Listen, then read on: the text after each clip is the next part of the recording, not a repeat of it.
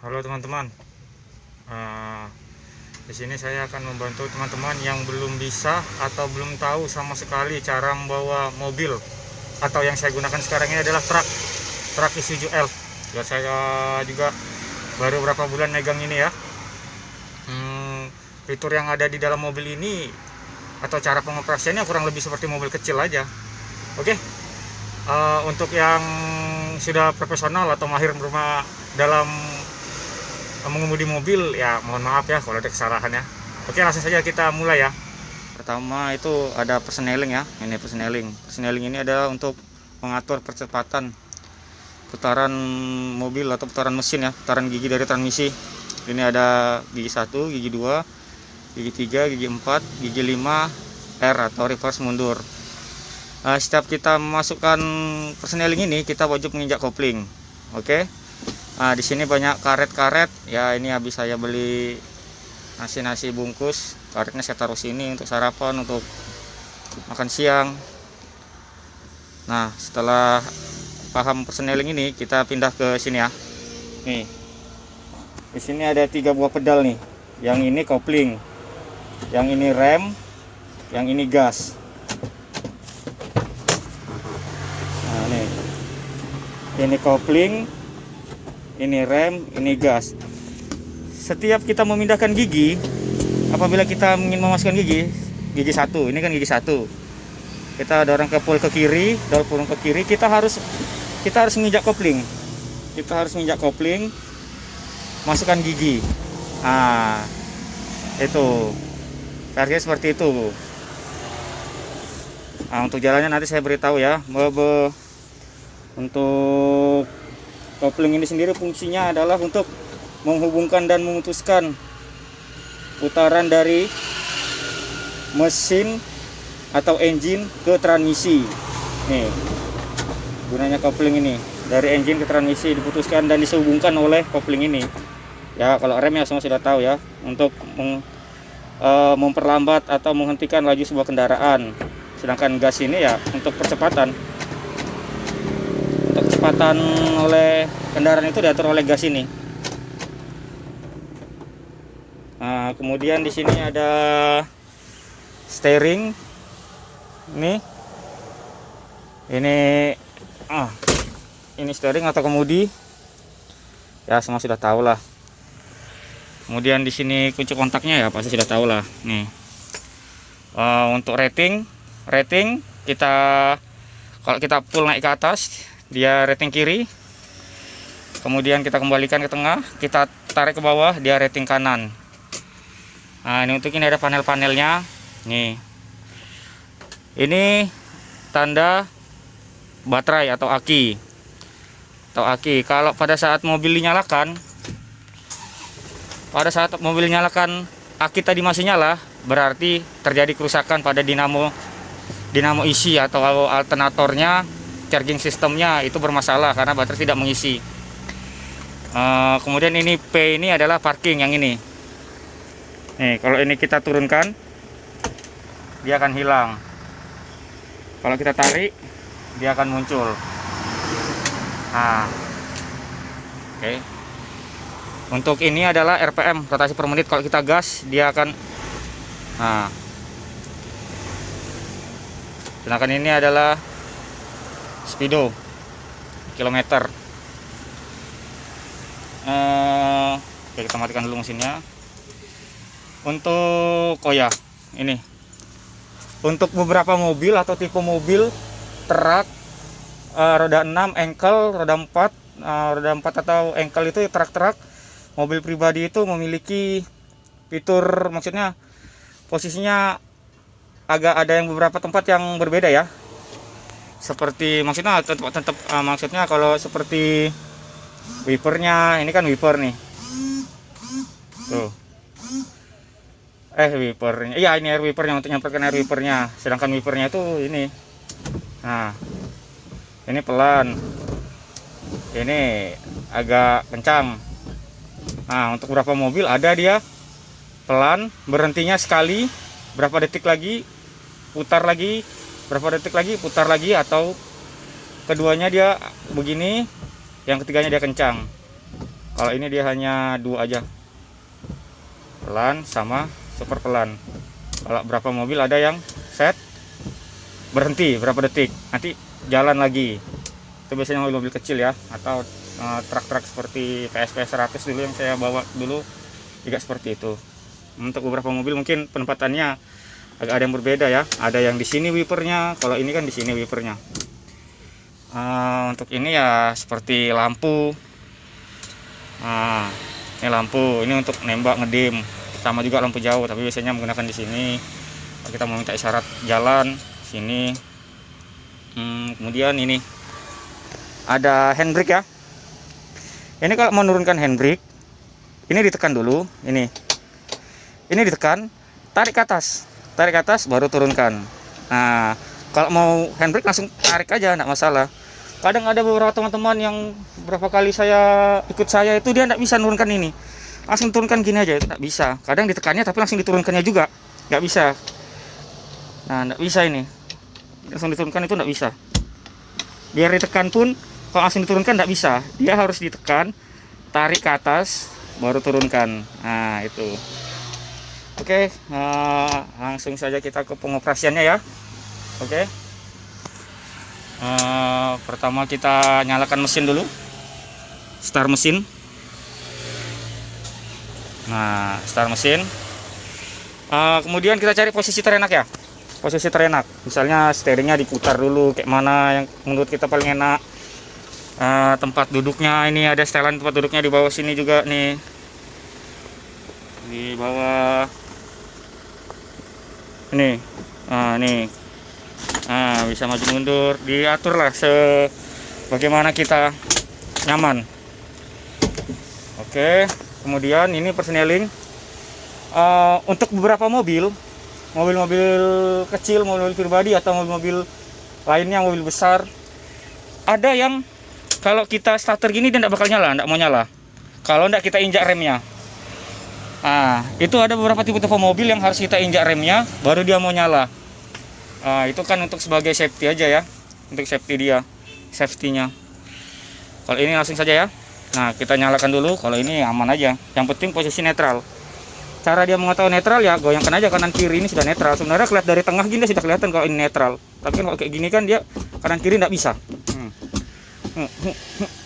Kanan kiri tidak bisa dia, tapi kalau di tengah ya udah pasti dia netral nih, kelihatan. Untuk truk ini, truk roda-roda 4 engkel atau roda 6 itu biasanya mereka itu langsung ke gigi 2. Beda kalau mobil-mobil kecil kayak kelas-kelas Ras, Terios, Avanza mungkin. Dia langsung dia pasti dari gigi 1. Sedangkan ini langsung ke gigi 2. Karena gigi 1 mobil ini apa ya, tenaga powernya itu terlalu besar sehingga napasnya itu jadi pendek. Jadi baru kita jalan berapa meter aja sudah minta nambah dia. Dan gigi 2-nya ini seperti gigi 1 di mobil-mobil kecil. Gigi 2-nya truk-truk yang anu nih. Atau bahkan kalau di truk-truk seperti roda 6 ke atas, roda 10 itu, bahkan dia kadang dia di gigi 3, gigi 4 yang pakai hino main tampar itu. Dan untuk gas ini ya, untuk yang sistemnya ini sama ya. Semua mobil saya rasa sama ini. Posisinya seperti ini. Semua mobil saya rasa sama posisinya seperti ini. Kalau di bulldozer atau dozer, kalau kita gas dia malah tinggi. Kalau kita injak gini RPM-nya malah rendah. Mesinnya malah rendah, tapi kalau kita lepas RPM-nya malah tinggi. Itu kalau di dozer, tapi tidak usah lah. Itu mungkin operator dozer atau pekerja-pekerja tambang paham itu. Kalau saya dulu pernah juga, saya sempat bawa itu, pegang itu. Oke, langsung saja kita belajar ya. Langsung saja kita coba kemudikan. Pertama, ini sudah netral. Ini kita start. Mesin sudah nyala. Indikator. Sedangkan brake booster yang ada di sini ini rem ya. Dia lagi mengisi angin. Kalau saya tambah gas nanti hilang tuh. Ya kan. Kalau saya injak gasnya kebanyakan, dia akan muncul. Dia akan muncul kalau gasnya saya injak. Tapi kalau saya injak gas, saya injak remnya kebanyakan, dia akan muncul. Tapi kalau saya injak gas,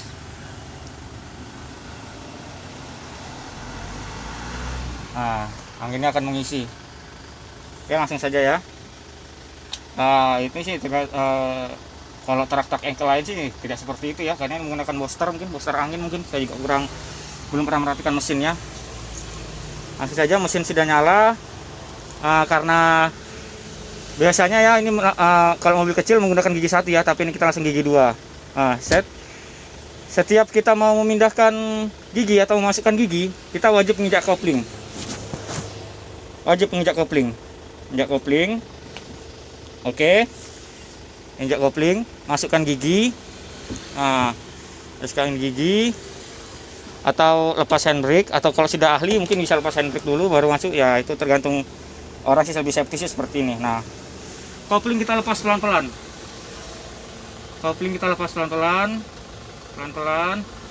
Nah, mobil akan jalan. Nah, tahan sampai suara, jangan sampai lepas, tahan aja. Itu ini khusus untuk pemula ya, tahan aja, mobil akan jalan. Nah, dia akan jalan sendiri mobil. Karena ini menggunakan solar ya, torsi solar itu sangat besar. Nah.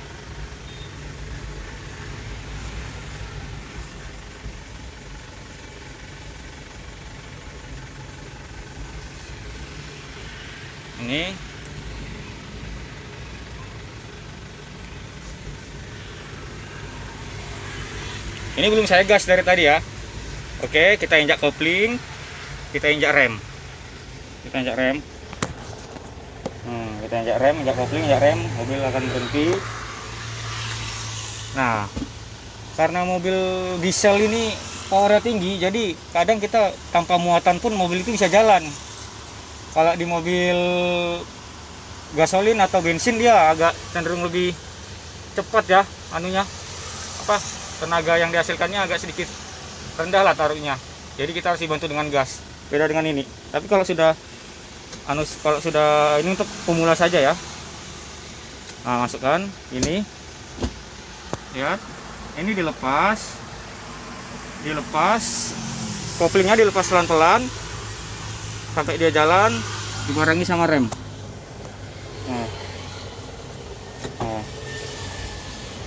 Usahakan kalau mobil sudah jalan, kaki jangan pernah dikopling. Karena menginjak kopling sedikit saja itu menambah kerja berat kopling, atau orang biasa ngampas.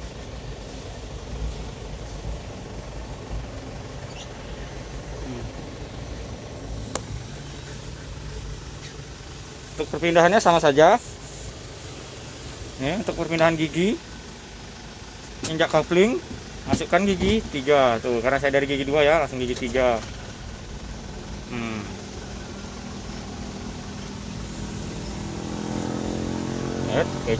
Becek saudara-saudara.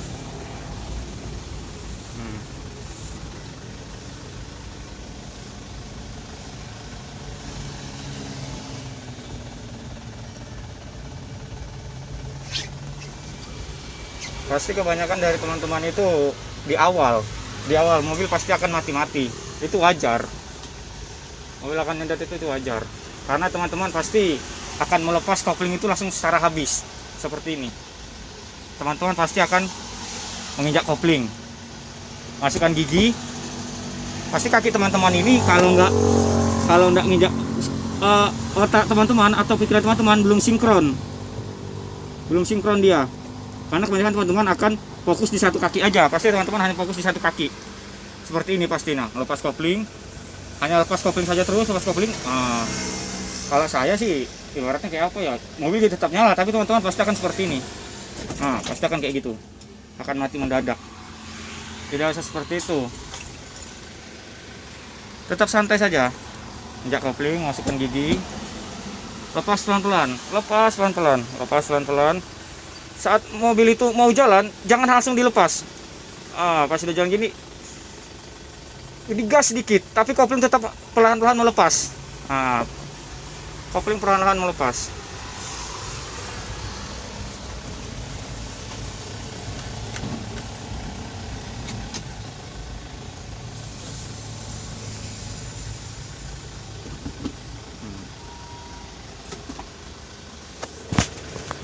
setiap kita perpindahan gigi, setiap kita melakukan perpindahan gigi, kita wajib menginjak kopling.